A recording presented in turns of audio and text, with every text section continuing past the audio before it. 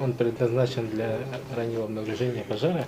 Автономный пожарный извещатель с доставкой на дом. Марина Васильева внимательно слушает инструкции инспектора. У многодетной мамы 3 детей, поэтому на объявление бесплатной установки датчиков женщина отреагировала, не раздумывая. В объявлении было, что устанавливает бесплатно для многодетных, инвалидов.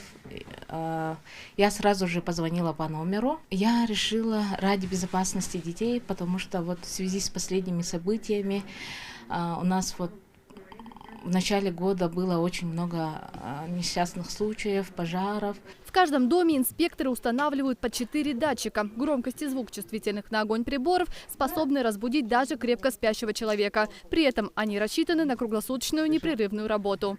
Как правило, датчик крепится на потолок, он улавливает даже самый легкий дым, будь то горение бумаги, текстиля или электрооборудования. По желанию его можно перенести в любую другую комнату. Все, что необходимо, это лишь поменять раз в год батарейку и чистить от пыли.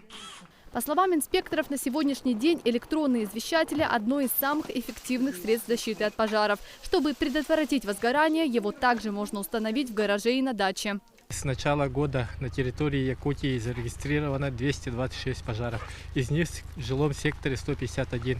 К сожалению, от воздействия опасных факторов пожара с начала года погибло 11 человек, из них 4 детей.